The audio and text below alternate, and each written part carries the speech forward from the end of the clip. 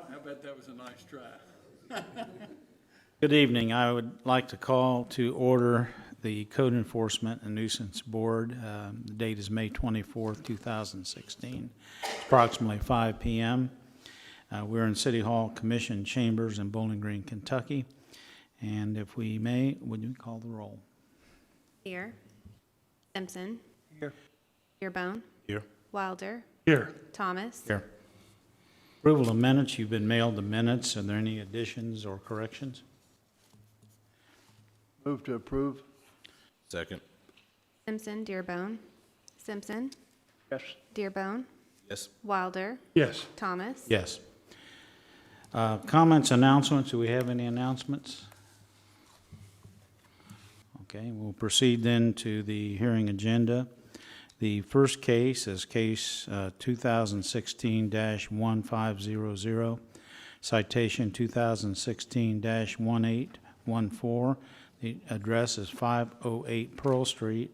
The owner listed is Julie Ray, and respondent is Julie Ray, and officer. Brad, would you please explain what you found? Oh, we need to, I am sorry, I've been running all day.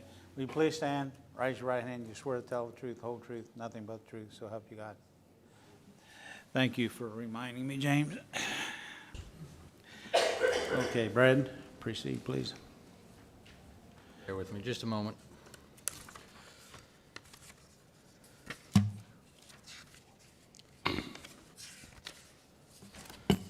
This case is the result of a roaming inspection that was conducted on March 22nd of this year. During the inspection, I noted the following violations, which was an unused or discarded appliance, which included a refrigerator with the doors attached that was on the front porch.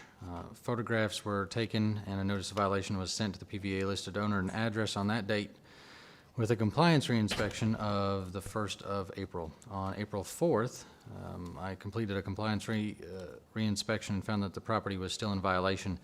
In addition to the initial violations, there was an upholstered chair, cabinets, and wood furniture constituting indoor furniture, and an additional appliance or a washing machine that was on the front porch as well. To encourage compliance, I had left a door hanger with my card and contact information on the front door in an attempt to contact the tenant or owner. Rescheduled another compliance reinspection for the 14th of April. On the 4th, the day that I had left the door hanger, Miss Ray called and told me that her daughter was picking the washing machine up, and she'd given her refrigerator to a local church who was coming to pick it up. I explained to her about the appliances and the code regarding indoor furniture on the porch. She assured me at that time that all indoor furniture and appliances would be removed from the exterior of the property by the 11th of April. On the 14th, I re-inspected the property and found it to still be in violation, with no changes having been made except for the washing machine or dryer having been removed. I called Miss Ray and explained over a message that the case was over 20 days and no changes had been made. I stated that I would give her an additional extension into the following week to encourage compliance, but I asked her again to please remove the appliances and furniture by the 20th of April in order to avoid a citation. Otherwise, show some sort of partial compliance, contact me, or let me know what her timeline was or her plan was. On the 21st of April, there was no communication that had been made by Ms. Ray regarding the issue. I re-inspected the property, and it was still in violation. At that time, I issued a citation and posted on the property, as well as sent by certified mail to the PVA listed owner and address. Took photographs, and the case was closed on the 2nd of May. The appliances had been removed, including the refrigerator with the doors on. However, there was still some indoor furniture on the porch, including 2 upholstered chairs and 2 bookshelves. However, the initial notice of violation only included the appliances, specifically the refrigerator with the doors on. So since those had been removed and some of the indoor furniture was gone, in an effort to work with Ms. Ray, I had closed the case at that time. As of today, the property is mostly in compliance, but again, it still has, as you see in the picture there, an upholstered chair and 1 or 2 wooden bookshelves and a couple other leather chairs on the porch. However, I have not started a new case based on the filed appeal to the last citation. Ms. Ray? Anyone here representing the owner? Okay. We have three probable motions here. I would like to make a motion to uphold the citation and fine in the amount of $106.75. I would like to make a motion to uphold the citation but dismiss the fine in the amount of $106.75. I would like to make a motion to dismiss the citation and the fine in the amount of $106.75, or anything else that the board would like to offer. I would think we might want to consider item number 2, to dismiss the citation, to uphold the citation and dismiss the fine at this time. It sounds like she made an effort. However, it looks like she's starting all over again. So we would have a citation on the records if we go with motion 2. Proper motion, do I have a second? Second.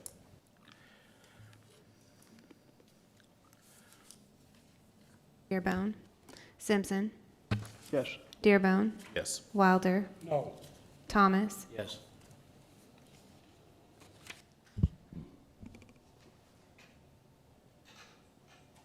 Our second case, 2016-1208. The citation is 2016-2569. The address is 732 Old Morgantown Road. The owner, Larry T. Lawrence II, and respondent, Jim Maroney. Officer Brad, would you? This case is the result of a roaming inspection conducted on the 4th of March.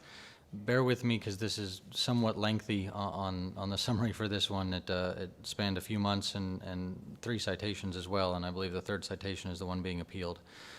During the initial roaming inspection, the following violations were observed, which was an unused or discarded appliance, an attractive nuisance, an accumulation of rubbish or garbage in an outdoor location, junk or scrap on the property, including buckets, tarps, and scrap metal, an accumulation of construction or demolition debris, including stacks of pallets and wood, indoor furniture, including a mattress and upholstered chair, and scattered garbage on the exterior of the premises or garbage not properly disposed of.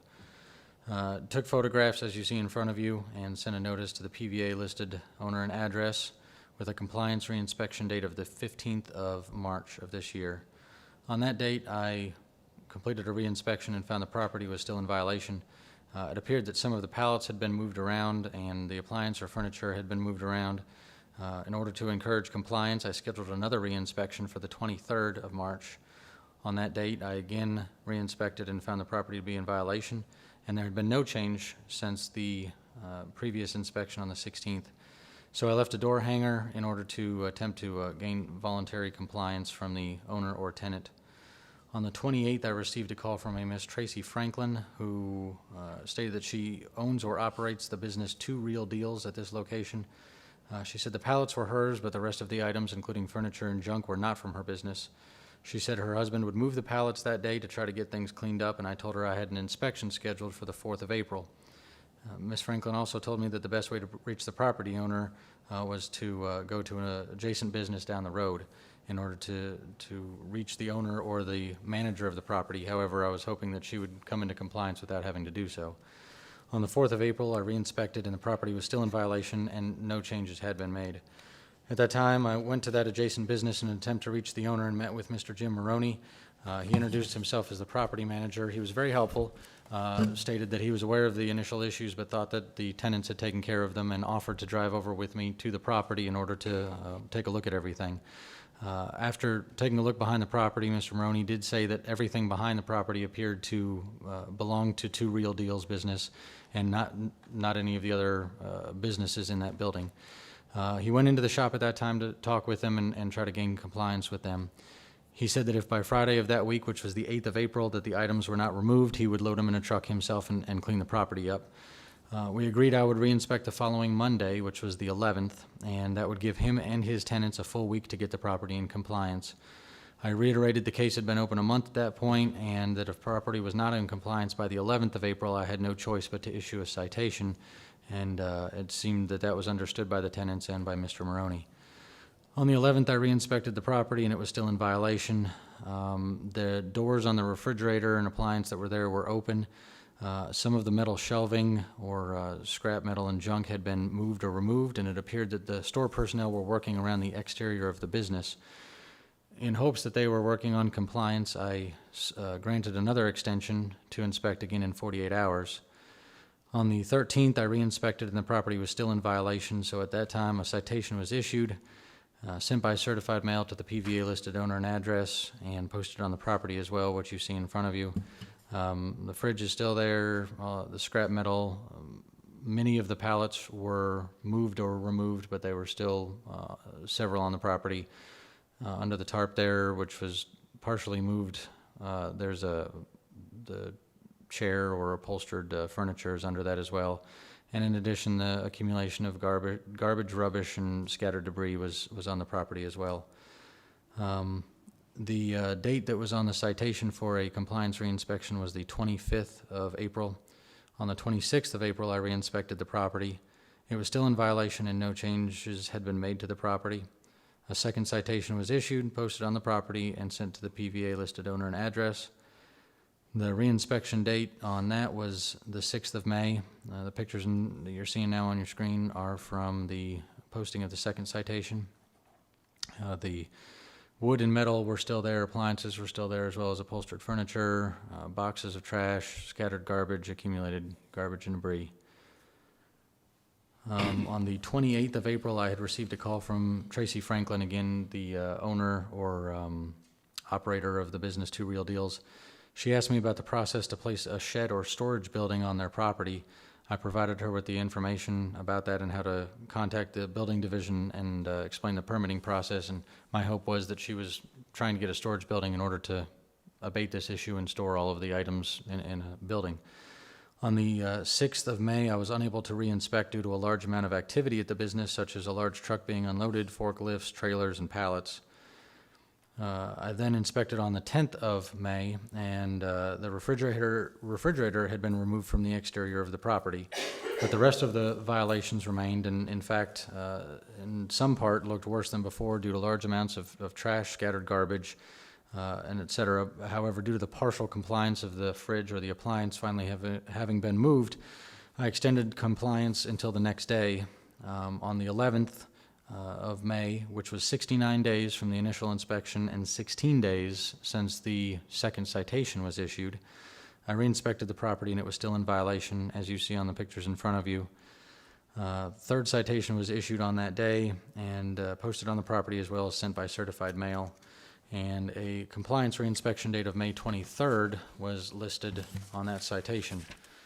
On the 11th, the same day the citation was posted, Mr. Maroney had called me regarding an unrelated case, and then we began discussing this case as well. I informed him that the third citation was issued that morning.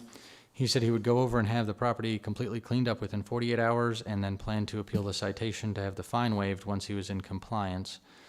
On the 13th, I did re-inspect, which was 48 hours after we had talked, and the property was in compliance. I closed the case at 71 days. Today, I went by, and you'll see those pictures here in just a moment. The majority of the issues that were initially on the property have, in fact, been abated, and it was cleaned up when Mr. Maroney had gone over there. However, yet again, there's accumulated garbage, there's pallets, there's scattered garbage in a few places behind the building. My understanding is that it's the tenants of the business there that are causing the ongoing issue, and the owner and Mr. Maroney have been doing their best to abate the issue. It seems, in my opinion, that it's something that they're having difficulty trying to stay on top of because the tenants are not complying with Mr. Maroney and the owner doing their best to keep it clean. But again, there is accumulated garbage and rubbish on the property. There is scattered trash, and there has not been a new case opened due to the filed appeal for the third citation on the last case. I notice we have a photographer? Videographer. What is your name? Is this a school project or a? You work for the city? Oh. Okay, very good. Profiled. Okay, In a good way.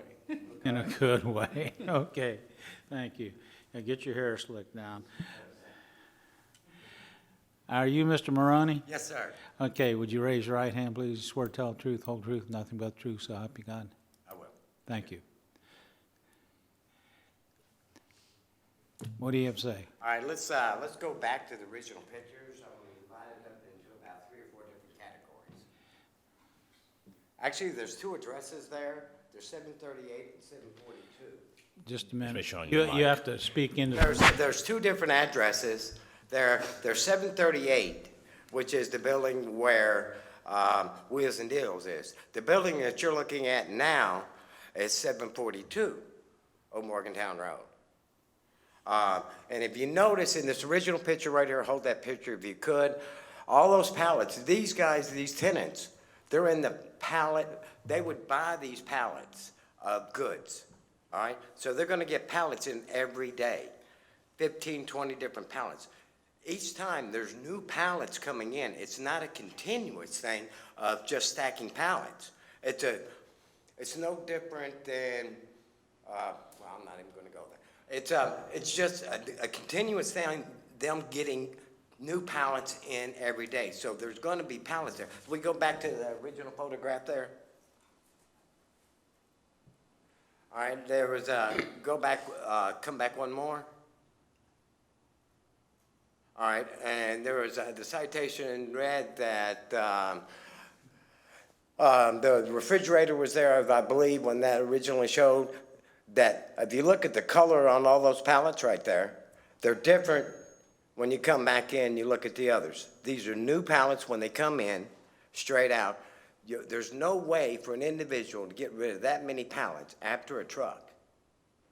You've got a new young couple trying to open up a new business in the 2nd District, creating 7 new jobs, and they're trying their best, and I've been working with them to try to help them. And it's just, there is rules and regulations, but it's a continuous thing. There's always going to be 4 or 5 pallets out there. Now, the mop bucket shouldn't be there. I made aware of that, and I made them bring their mattress. They had an extra mattress that couldn't fit in there. I made them bring that inside. That blue chair that's not shown in that picture, but shows up in 3 pictures after that, actually came from inside their thing because they ran out of room. That came out of the lounge because they didn't have it. And that's 742 address right here. See where this is right here? That's a completely different address. Is this your property or Mr. Lawrence's property? Yes, sir. Well, why are they using it for storage and throwing pallets and everything on it? Why? We've been trying to get them to stop. I know. All right, see that's their back door. That's where they're able to come in and load their trucks and stuff. Right now, that's why if you look, go back where you'll see a purple van there now on some of the pictures. At night, I'm starting to put a purple van back in there so they can't get in and out and try to haul new stuff in and out. That right there came from their office. That's new. The white stuff right there, the refrigerator's new. Then we found that out when I finally was made aware, when actually he was very helpful to me. He says, Jim, we got to do something. And I would go out there and I would do my best just to move it. I mean, physically myself. I will take the first couple fines, but I'm just asking for forgiveness for the 3rd one. Do we have a picture later on that shows the stack of pallets? Look at the original stack of pallets, yeah. then start looking at the other pallets. You'll see that they're different. In that first 30 days, the majority of the pallets were removed, and the issues just became, at that point, the scattered garbage, the appliances, the indoor furniture and such. When Mr. Maroney and I had originally met before the first citation was even issued, I told him, I understand that it's a business. You go behind Walmart or anywhere else, they've got a bunch of pallets. He's been very helpful. I'm certainly not out trying to tell them Oh, they no. can't have pallets, but they can't have scattered garbage and appliances and indoor furniture and that sort of thing. So if there's transient pallets, I believe that's acceptable as long as they're not sitting there for a long period of time. And since the first citation, there haven't been. There have been at most 3 or 4 pallets at a time, and then they're out of there, and new pallets are in or at a different location. Well, how I'm getting rid of the pallets is, I went 3 blocks down the road and I see a guy with a pickup truck. I said, well, what do you do?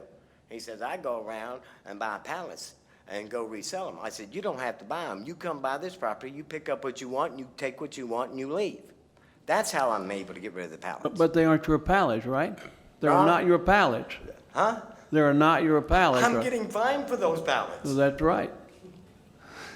But the tenants know that I'm getting rid of the pallets. I think we can remove the pallets from the equation. Okay, So cool. forget about the pallets. If Take I, care of that. if I could Let's direct the talk board. about the rest of the Okay. rubbish and. If I could direct the board's attention to the screen in front of you there, while Mr. Maroney is saying that there may be 2 different mailing addresses at this location, one where 2 Real Deals is and one where the other buildings are, according to the PVA and the GIS for the city, all of that is one parcel, and it all carries the same address as 732. So regardless of if it's split up as far as mailing addresses go into 742 and 732 and what have you, the PVA and GIS only have that as one address. So as you can see here by the map in front of you, that this is where, basically right where that van is that's kind of crooked or sideways to the other buildings. That's where I've been blocking them from coming in there at nights now, from bringing stuff in there. And this area back here to the rear of that is where, between those 2 buildings, is where the majority of these pictures are showing the violations, or the majority of the violations are. So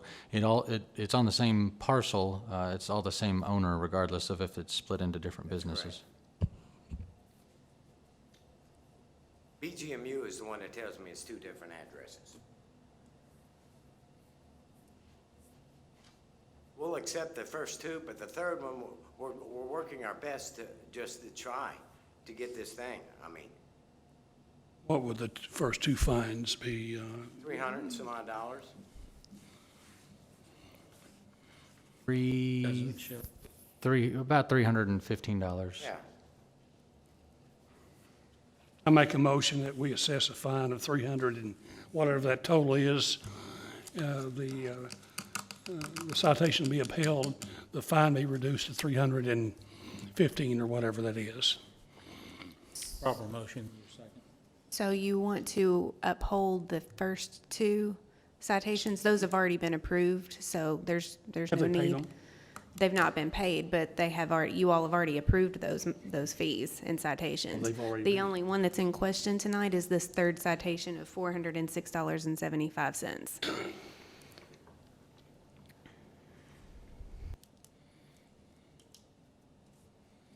Now, how long ago did you say it was since I guess everything has been for the most part cleaned up? How long has that been? The 13th of May is when I had closed the case. The property was in compliance. There was no scattered garbage, not even really any pallets that I recall. I mean, the property was in compliance. And then only today, when I went back to take pictures for today's meeting, so I guess that's 11 days later, there's a small amount of garbage and rubbish and that sort of thing around on the property. But again, I agree with Mr. Maroney that as property owners, they appear to be doing the best that they can with their tenants and just seem to be having an issue with the tenants. But Mr. Maroney's been nothing but helpful and has been doing his best to try to get them to do the right thing and get the property in compliance. Maroney, have you provided or asked them to provide a dumpster out there? If you noticed, there wasn't a dumpster before. I made it mandatory because we put them on a 6-month lease with a 1-year option. If they did not put a dumpster on the property, which you see there now, I was not going to renew their lease.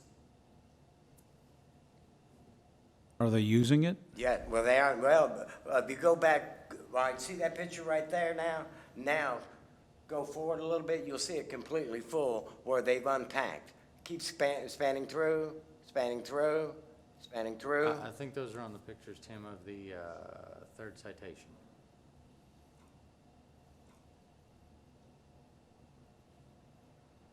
Right there.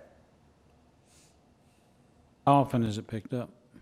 Supposed to be every Tuesday, I know now because I thought they were with Scott, but they were, I think, with Waste Management. Scotty does the pickup on Mondays with the business across the street, but these guys pick up on Tuesdays now. So every Monday, I've been going there to make sure that they're gonna start to do that. That's not happening again. Have you noticed when you've all been through there? Well, it looks like it's Republic. It's actually Okay. the company. And also in addition to, when these trash receptacles or bins, the lid needs to remain closed. So if they can't, if the bins are so small they can't keep them closed, and then they gotta either get another one or a bigger one. But wherever it takes, I'll make them get a larger Because- dumpster. the lids are there, but they're flipped over, and so now They're you lazy. yeah, you can see the trash around it. So that's not gonna, Yeah. it's not, we're still got trash. That looks, actually, to be honest with you, that looks worse than it just laying on the ground. It just about does. It does. I'm honest. But I'm trying my best to make sure we make this right. I want So to make, I'd like to ask forgiveness for this last one. I make a motion that we uphold the citation but dismiss the fine in the amount of $406.75. A second. Dearbone, Wilder, Simpson, Yes. Dearbone, Yes. Wilder, Yes. Thomas. Yes. Thank you. And I'll make sure I'll never be here before you book this board again because of this property. I give you my word. Fix your hair. He's gone now. You don't have to worry about it. Glenn and I have the same barber. Mr. Chairman, before we go to the next entry, we have two visitors here tonight. I don't know that you'd officially call them visitors, but we have Ben Peterson with us, who's the new Executive Director of Bowling Green, Warren County Planning and Zoning. And also with him from Planning and Zoning is Jessica Martin. I think they're here just observing. Welcome. We thought you had a case, and we didn't. And you don't want it. Well, thank you for coming, and where'd you come from? Originally, I'm from Bowling Green, Warren County area. Once I graduated Western, I went to Owensboro for 2.5 years, and then the last 15 and a half, I was in Paducah, and came back home March 1st. Well, I have a master's in urban and regional planning. I'll be watching. Okay? Absolutely. All right. Well, welcome. Okay, our third case, 2016-6. The citation was 2016-1776. There's a magic number. 1500 Sunrise Drive, North. Owner, D&L Investments, LLC. Respondent, Mr. Don Minton. Official, Mo. Would you explain the case, please? Okay, this is a recap from last month's meeting. The April 26th meeting, the board made a motion to uphold the citation and fine in the amount of $606.75 and implement a per-day fine of $300 until the property is in compliance. Now, Mr. Minton went to get, we talked about that he needed to like officially put in for eviction because he was just verbally Right. telling them and it wasn't working out. So I do believe it was May 2nd that Mr. Minton called me to let me know that the court date for eviction is on the 25th of this month, so tomorrow. We just could not get together on the documentation to actually get the document. So did you bring one? Yes. Don? So it's, yeah. Supposed to be there at 8:30 in the morning. It's just the eviction itself. So on the 28th day of April, he went in to like officially. That's what we agreed on at the last meeting, for me to go on and get an eviction. Okay, just a moment. You raise your right hand. Swear to tell the truth, whole truth, nothing but the truth. So help you God. I do. Thank you. Are you done, Mo? Okay. Yes, at the last meeting, y'all told me to get an eviction notice, and talked to Mo, and went down and got the eviction notice. The earliest one I could get was May the 25th. I gotta go down there in the morning on that, and then whatever the judge decides. But I don't think it'll be any problem. I have to go to court to find out. Are the people still there Yes, in the house? yeah, I went by before I come up here, they're still there. Like I said, I can't talk to him because I pull in the driveway and he comes out threatening me and cussing and all this, that, and the other. I'm not gonna go through that conflict, but anyway, I got this, and I assume that he's been served, and we'll meet in court tomorrow. If the judge upholds the eviction, what do they typically give them to move out? Is it, Somewhere between 7 and 10 days. I think it's about 7 days. And they move out in 7 days, and then, of course, I talked to Mo, and she said she'd give me 7 days to. He's correct. 7 to 10 days typically is the time frame allowed by a judge. so you have not been able to even get in the place? No, I can't. We get don't in. even ask them to, once an eviction has been, the Okay. court date and everything, just to keep as much ease as possible. Where's it till then? Sam. And Potter? Okay.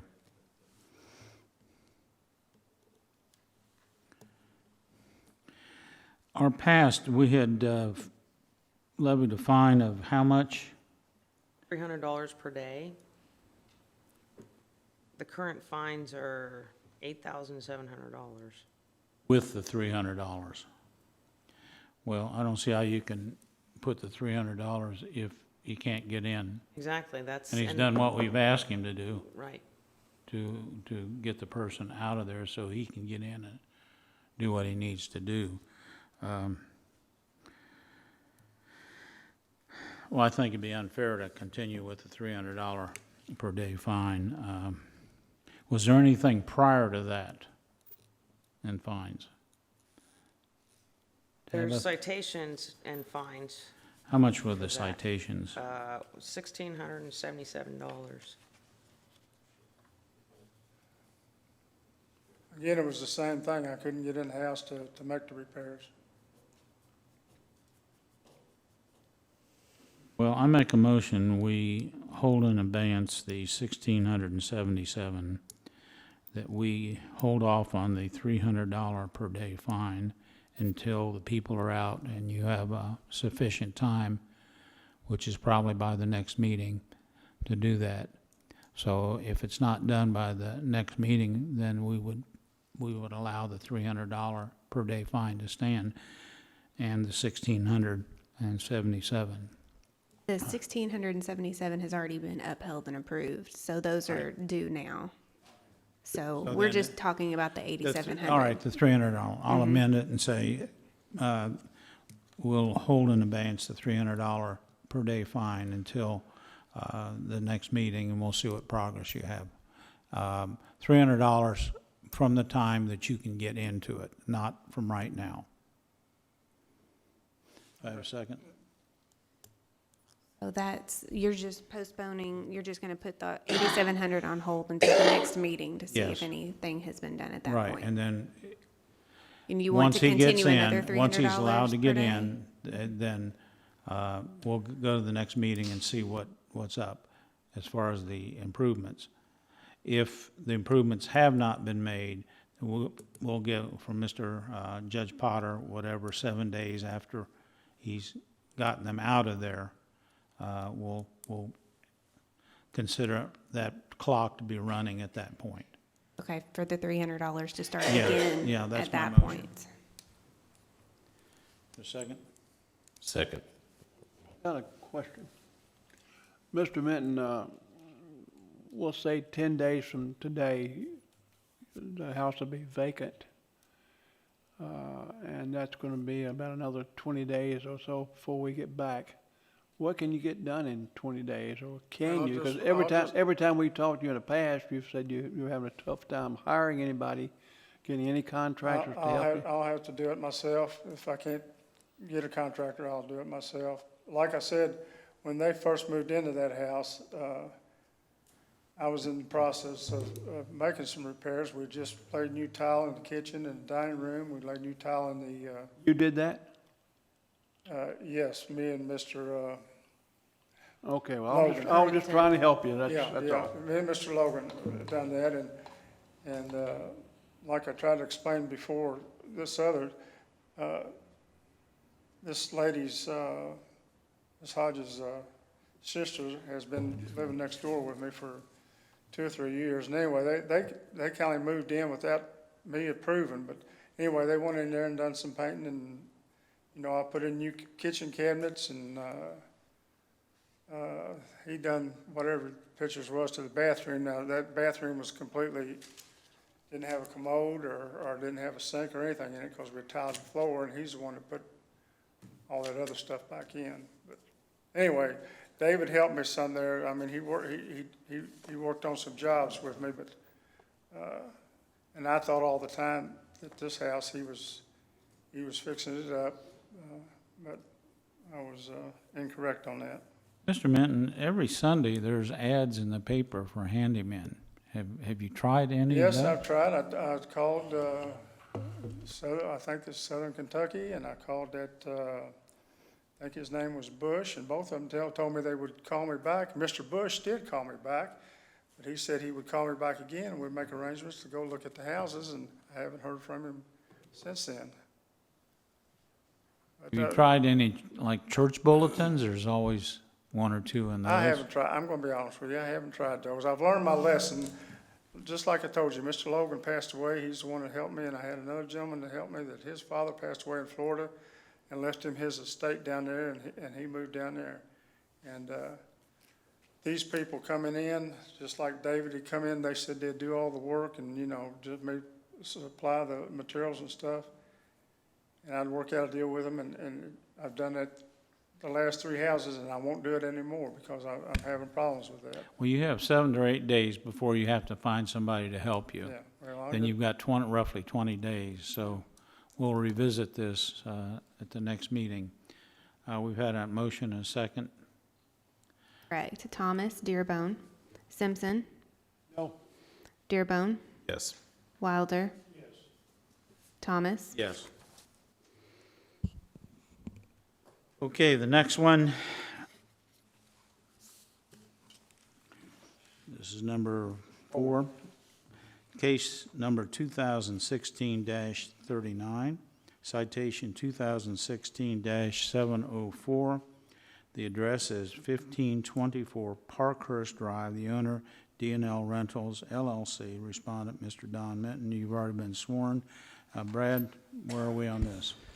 The last meeting, the board made a motion to uphold the fine in the amount of $10,500 and implement a per-day fine in the amount of $300 to run until the property was in compliance. Since the last meeting, Mr. Minton and I spoke on the phone about this property 2 or 3 times. Mr. Minton called me periodically to update me on the progress made at the location, including when he had mowed the lawn and cleaned up the yard. He had looked into the civil eviction process at the courthouse, and as you guys had suggested at the last meeting, and as we just found out with Mo's case, the earliest date would be May 25th, based on what he found when he went to the courthouse on North Sunrise Drive. The judge then usually allows 7 to 10 days for the tenant to move out, so he wouldn't begin interior repairs until that time. I again reminded Mr. Minton multiple times that the board had suggested that he begin that civil eviction process through the court as soon as possible, so that would mean he could get in to start repairs sooner than later.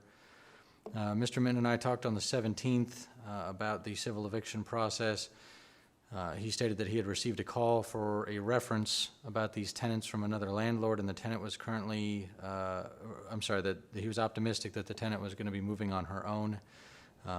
Based on those statements that the tenant had made to me in the past, and that after this reference, Mr. Minton was hopeful that she would be moving out on her own, so he did not start the civil eviction process to my knowledge.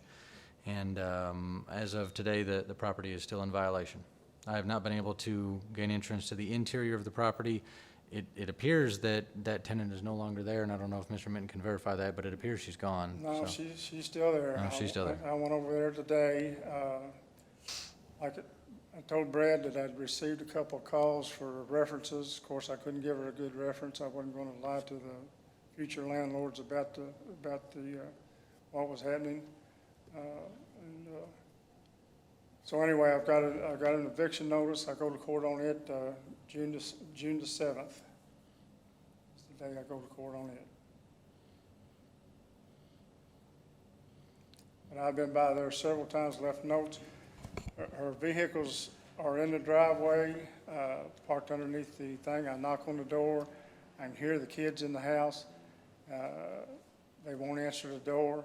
I did go by today. I drove back to see if the meter was still on because, like I said, I hadn't heard from her. It's been like 2 weeks since I got the thing from the other landlords. And her electricity was still on. I went around, knocked on the front door. The kids was in there. One little girl come, and then they had a babysitter. This lady called me after that, wanted to know what I was doing over there. And I told her I'd come by to see if she was moving, and that I had went to get an eviction notice and got an eviction notice to get her out. Do you have a copy of that eviction notice that we could have a copy of, or I could show Oh, the the board? eviction notice, I haven't got a copy of the eviction notice. I gave her eviction notice on April the 5th. But I got a copy of, this one. And like I said, I went today and got it, and it's another thing where I can't, I go Friday, June 10th at 8:30.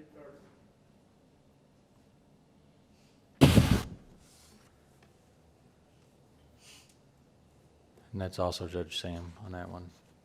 I don't know I think they Regular said Judge prisoner. Potter. I'm not for sure who it was. You want to make it this time? All right, I think we have the same set of circumstances, different address. if, I do have some additional information for the Okay. board, and that I believe is pertinent before a motion is made. In this past week's Sunday paper, on the listing for the Master Commissioner sale, there are 3 properties. It says Citizens First Bank, First Donald L. Minton. And one of those 3 properties is 1524 Parkhurst, sale number 15 for the Master Commissioner. Again, that was in the paper this Sunday. I don't know if that's still in play or if that's still in progress or what bearing that will have on the board's decision. But it appears that the property is being foreclosed on and auctioned at Master Commissioner on June 9th. Why would the property be foreclosed on? Well, I've had difficulties with Citizens, to be honest with you. I really don't know. I've never missed a payment with them, and then they come up and the property's in the LLC, something with the LLC. Anyway, it's a long, drawn-out thing. I just, I can't believe Citizens has, foreclosed on them, but they have. I didn't even get, I got a paper originally, a court date originally to go to court, and then they sent me at the last minute, they sent me on a Saturday. I got it by FedEx mail. I was supposed to go into court on Monday, and they said that they were having to switch judges on account of the judge that it was going in front of had a relative or something with the Citizens, and they would get back in touch with me. And I never did hear this was done before. I never did receive another court date to go. Only thing I received was that they got a judgment against me. Mr. Minton, I'm just curious. Were you going to tell this group of people about this sale? Were you going They've been notified about it. Were you going to tell us? I didn't know about it.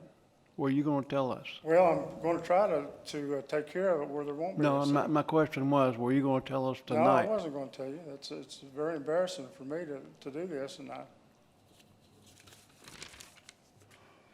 Well, I would think if somebody was going to foreclose on one of my homes, I would be a little more interested I would too. in this. why would it be interesting? I mean, why? Well, never mind. Why would you pay to evict somebody then? Yes, I did pay to fix I say, somebody. why because do that? I'm hoping that this will be settled before it even goes to the Master Commissioner. Thank you. I assume Mr. Broderick is the Master Commissioner. He's the one that's was having it done. I talked to Mike Reynolds, and I think Mike Reynolds, he told me he was going to talk to you. I don't know if he did. I haven't talked with him, but it is not infrequent that sometimes we'll get inquiries and they get worked out before the sale. But as of today, at 5:45, excuse me, this is set for sale on June the 9th, and there was a judgment that's been entered in the case. So that's all I can tell you officially as to where things are. How does that reflect on our case and our deliberations? It probably does not affect you one way or the other. My only concern is that we get a lien, we get a lien filed in a timely fashion before June 9th, which I think can get done, so we make sure we get paid. That's my only concern, we being the code enforcement board. City. City, The code yes. enforcement board does Yeah. not get paid. And you're absolutely correct. And on that note, again, this was in Sunday's paper. On Monday, we brought it to the attention of the legal department of the city with Gene and Tammy first thing Monday morning so that they can process that lien before any sale were to, hopefully anyway, that gives them, I guess, about 2 weeks to try to get that done, so. I think the fines and everything are gonna be appealed. I've been working on that with another attorney, but anyway, we'll do whatever's legal, whatever we can do legally. But like I said, I'm planning on, if everything works out, having this paid off before that. I've got those 3 houses, and they're definitely worth more than $67,000. Our current fine stands that we've approved at how much? Fees that have been approved at this point is $12,633.75. So we are just looking at another $300 per day fine from the last meeting to this one, which is another $8,700. Okay, I'll do the same thing I did last time. We'll let stand the $12,633.75, which is currently unpaid. We will begin assessing a $300 per day fine 7 days after the judge's ruling to evict. And then you will have that time to bring the property into compliance. Do I have a second? Second. Thomas, Wilder, Simpson, No? Dearbone, No. Wilder, Thomas. Okay, in the nose, you want to come up with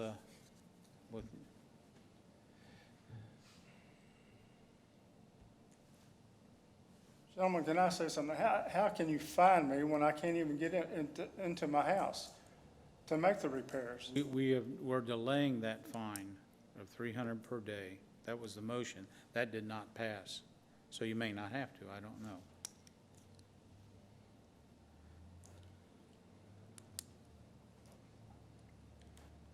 The same thing is on the $12,000. I don't know how you can do that either, but I mean, that's, you're the board, you've done it. But, that's kind of kicking somebody when they're down anyway. If you can't, just like I said, I have had no help, and I paid these people to do some work, and they move in, and they've been there since February the 12th and paid $372 is all they've paid. They didn't pay a deposit. They haven't paid the March, April, or May's rent. They're just sitting there. Let me ask you, when you advertise or whatever to get renters, do you check their, I don't advertise. all right, do you check their financial background and strength, or, let me finish, Okay, or the police department for any convictions, or, No, I don't. thank you. I just take their word. I take their word for what they're going to do, and try to help people out, and it hasn't, especially since I've lost my help, it hasn't worked. Brad called me the other day about the grass. I went over and I mowed the grass and got it taken care of. They just won't answer the door or do anything. One time I was there back in the back, they pulled in the driveway and seen me, and off they went. For what it's worth, I will support the fact that more so in the last month, since the last meeting, than in the past, Mr. Minton has been very responsive, not only on this property, but on several others. We've talked several times a week, the last few weeks. And again, as Mr. Minton is saying, that the exterior of the property has been cleaned the best he could, the grass has been mowed, and he's been very responsive as far as that goes. So, for what it's Why worth. we moved this back. Just for what it's worth, it appears that he's doing the best he can on the exterior of the property. Well, as we've been going on for months, you need help. I realize that. All right, we had a motion that didn't carry. Is there another motion? Council, what happens if we don't have a motion? Well, there's no action, so we need to have a motion.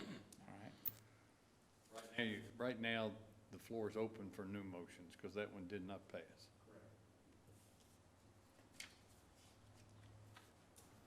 I'll make a motion that we uphold the current per-day fine of $8,700 accrued since April 26th, and continue the per-day fine in the amount of $150 per day and to run until the next meeting. Starting today, Yes. even though he cannot get in. Or, I guess, once they're evicted. Let me amend that. Once they're evicted, starting then. So, I guess from the day that they're evicted, officially out, till the next meeting, the 150 clock starts. Okay, what happens if it's 3 days, 4 days? Can't get it fixed in that time.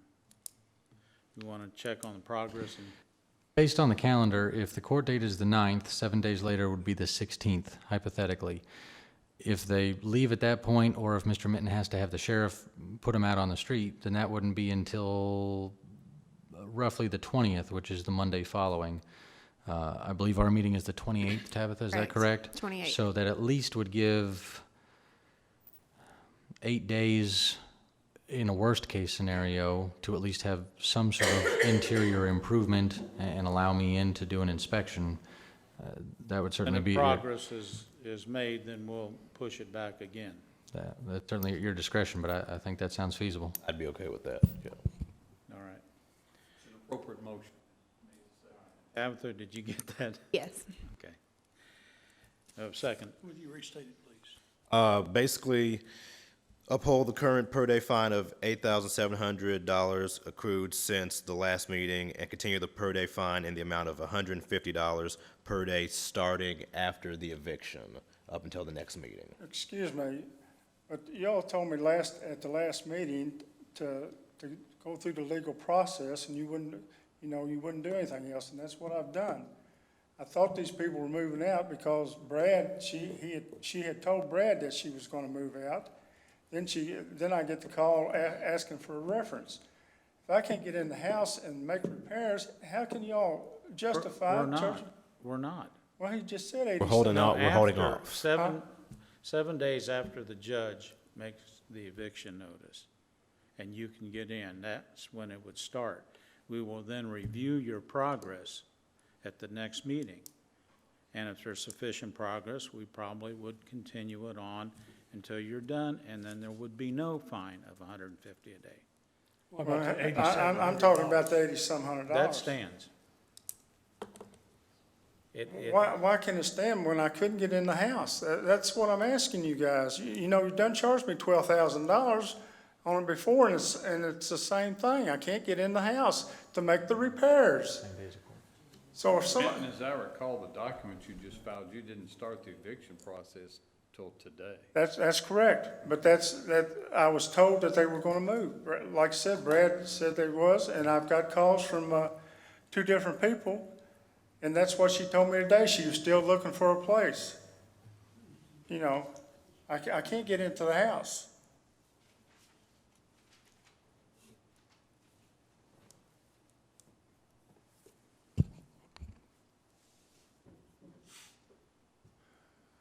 Do any of you guys own any rental property? That's beside the point.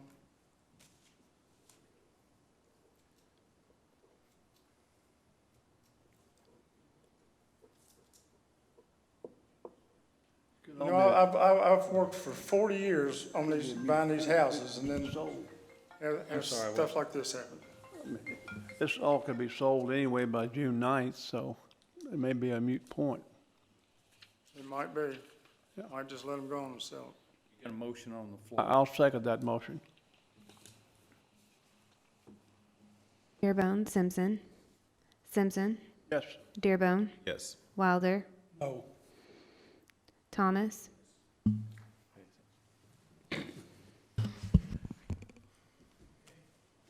Next question. Thank you, Mr. Minton. Is that all? Yes, sir. Case number 5, 2015-4424, citation number 2015-4263. You know, our minister always says turn those off. 1777 Holly Drive, unit or apartment A, owner KC Enterprises LLC, respondent Emmanuel, and I can't pronounce this. Is Emmanuel here, or representative? All right. Brad? Last meeting, the board passed a motion to uphold a portion of the fine accrued since the March 22nd meeting, which was $5,250. The portion that was passed was $2,625. That's what the board chose to uphold, and then continue a per-day fine in the amount of $300 a day, which was raised from $150 a day, to run until repairs were made. As of today, no apparent changes have been made whatsoever to the property. I sent an email to Mr. Emmanuel on the 17th of May, reminding him of this meeting and asking to be allowed access inside this week, last week, or before Tuesday of this week, so I could take photographs of the meeting. Mr. Emmanuel has not called, texted, or emailed. As you may recall, last meeting he had texted me about 4:45 right before the meeting last month and said he was unable to make it, but that he would be working on repairs. But again, from the exterior of the property, it remains in violation. As we have discussed since last year, it does not appear any changes have been made. And again, looking from a public area of the outside of the building into the building, it appears that the one room that can be seen through the window, there's still water damage and such on the inside of the structure. It does not appear that anything has been changed in that room, but again, I have not been allowed access into the building. I will say that I had emailed Mr. Emmanuel 2 or 3 days before the 17th when I emailed him about this property, about a different one of his properties.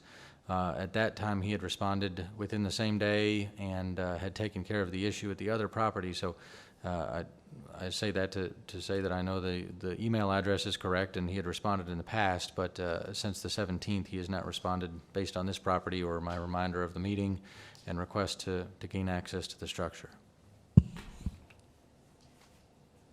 And as of as of today, the case is at 230 some days, 232 days since the case was open, and the property is still in violation. Okay, we have three possible choices here. Do I hear a motion on any of the three?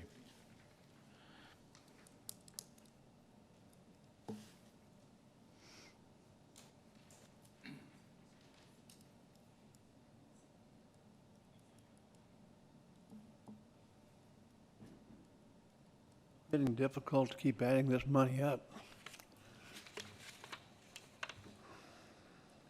You think he realizes the significance of these fines? I mean, you've had conversation with him, right, Brad? I have. I mean, as you may recall, a couple meetings ago, he stated that he doesn't like speaking with me for a reason that I won't go into. But so his communication with me is not as frequent or often as I think it should be.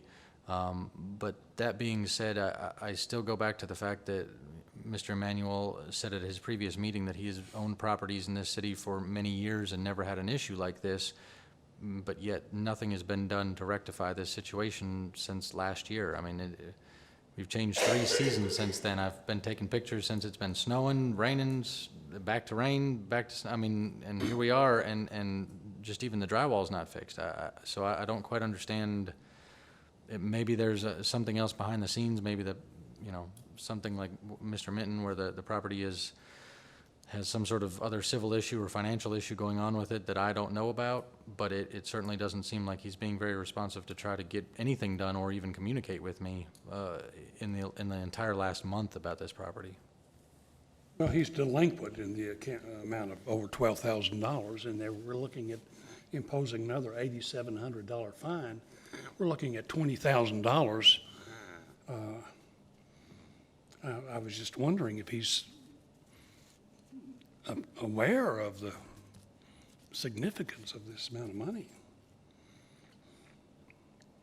So he owes, in previous citations and per day fines, unpaid $12,095.25. Is that correct? Correct. And he's now accrued another $8,700 since the last meeting. Correct. So you're right, it's over $20,000. Now, isn't he a professor of something? So understanding may not be the issue here. I question what it is. And the other thing that we've done to make sure, as code enforcement, to make sure that he's in the loop, even though he won't respond to traditional means by phone or email, is that in addition to sending everything to 2 different addresses whenever we send him correspondence, because we've had difficulty with 2 different addresses and he's given us 2 different ones. Tim, if you go forward on one of these pictures, is we go and post the findings of fact from this board. Go back to the front door there, Tim.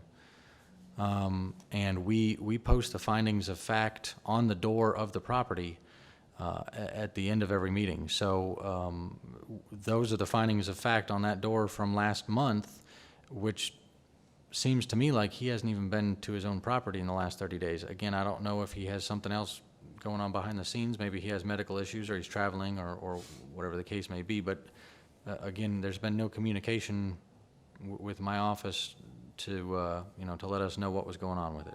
Have the certified notices been accepted?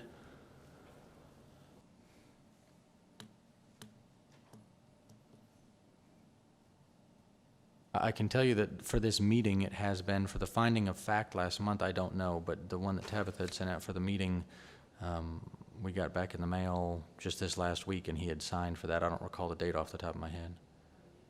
Yeah. No, he signed for the notice to appear. Is that what you were talking about? Yes, Finding yeah. of fact? Yeah. So I don't have one for the finding of fact. No. Nope, I don't have anything.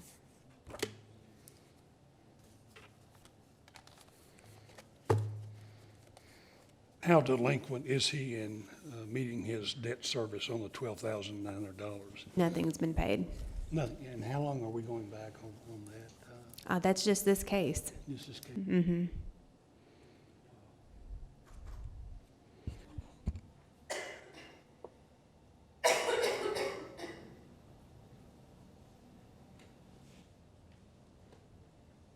It sort of appears that he's abandoned, he's just walked away from the issue.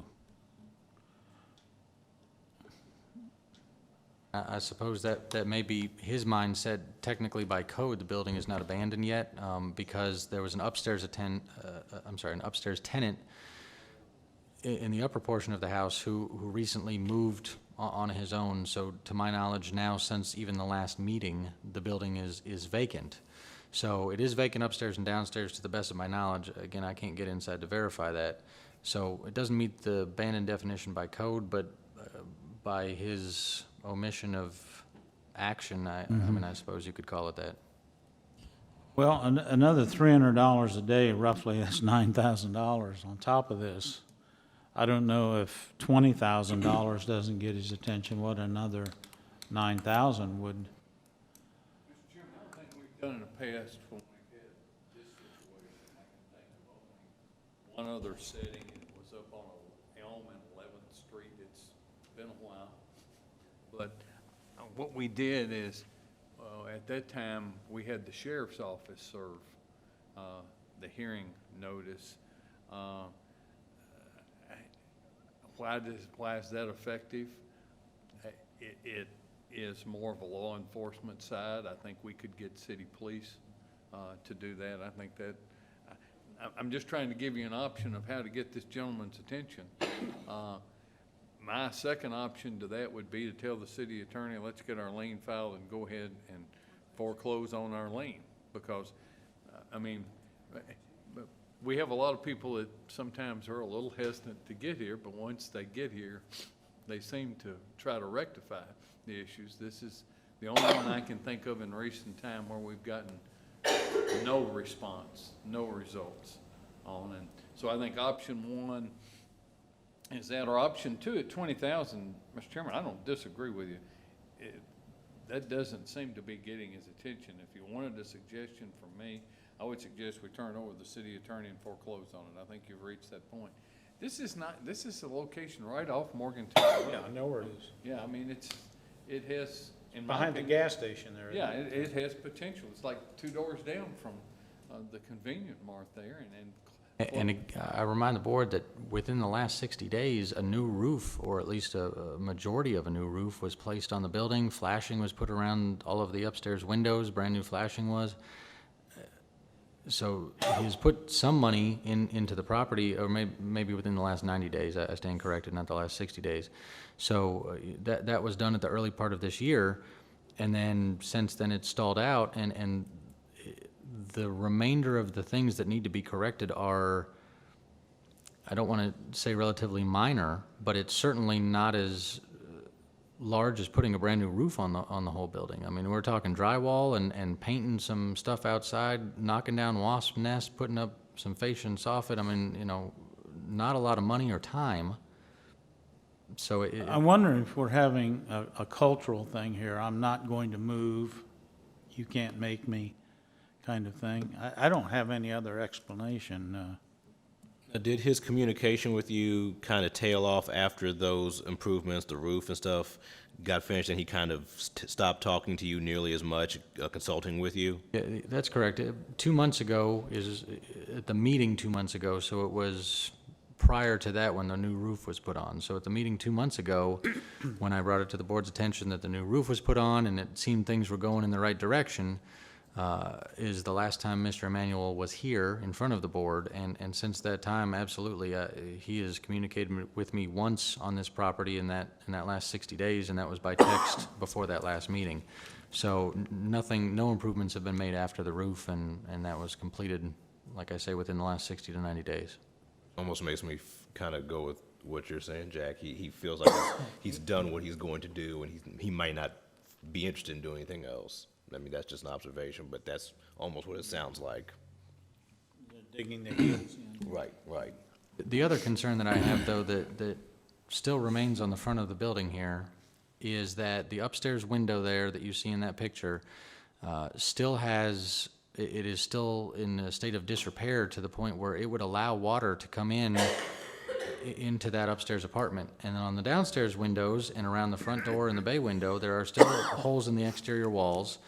The windows right to the left of the door there that you see in that picture are in such disrepair that it would have to admit water through the window because they are in such a bad state of decay and deterioration that there's no way that they're keeping water out.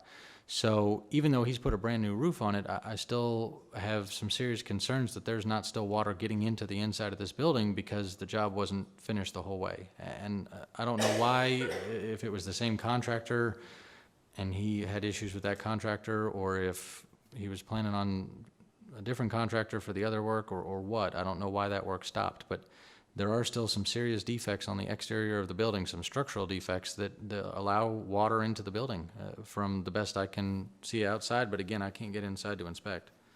Tim, I think even if you go forward a picture or two, there's a picture of the windows there, and you can see just from these front windows, it's kind of a close-up from just off the front porch. Go to the next, yeah, right there. I mean, you can see that the window frames there on just those front windows are in such a bad state of disrepair that, or decay and deterioration, that clearly water would be getting in there. And then this upstairs window, if you look right there, Between the two panes, there's a gap. It almost looks like there's a paper towel or something in between the gap of the two panes of glass, but the wood has deteriorated and fallen off. And again, I remind you that this is where that overhang was, which had collapsed back in October, November, due to neglect as well. So again, he is unpaid. I have cough drops. Okay. I've got the same issue. He has unpaid on the books $12,095.25. He has another 87 sort of pending. Why don't we say to him, send him a thing, notice, and say, we have another 87 that's accrued. If you will complete the repairs by the end of the next meeting, we will forgive the 8,700. If not, that stands, and we'll add another 300 per day on top of that from today on. I was thinking maybe we might apprise him that we would be willing to accept a half of the $8,700, be $4,350, and then assess him a $150 a day fine, balance the month.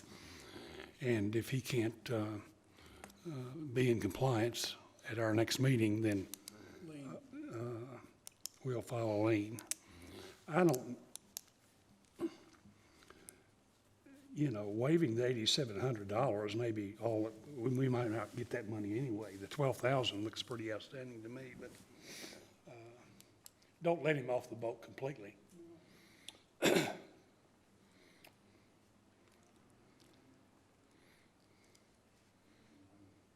might tell you that I believe the practice of the city attorney is that once we reach a $20,000 figure, that's when they foreclose. If that's a factor for you to consider. We're there now. We are there now. Right, yeah. With the $8,700. Yeah. That's why I'm just telling Well, you. that is a consideration. Yeah, well, I think there comes, that's. If that won't get his attention, nothing will. Golly. I think that's very much an attention getter. So you would allow the 87 to stand, that puts it over the 20,000, and then a notice that they, if it's not paid and it's not corrected, they'll foreclose. So that's your motion, that we would just ask the city attorneys to start that process? Assess the $12,095.25 plus the accrued 8,700, which puts it over the 20,000. Notify him that if the repairs are not done by this next meeting, that the city attorney will foreclose the property. But he will still owe the fine, right? Yes, $20,000. that'll come out of the sale, so. The 8,700, you're not approving that tonight Yes. technically, then? Well, if he, They are. no, we are. Saying to uphold the $8,700. And then And also the give him, 12. 12's already He been already owes the approved. 12. And then give him notice that that's what's occurred, and then give him a time frame also. He'll have to make the improvements, or he'll lose the property. He still has 20,000 on the books then. I'll second that motion. Thomas, Simpson, Yes. Dearbone, Yes. Wilder, Yes. Thomas. Yes.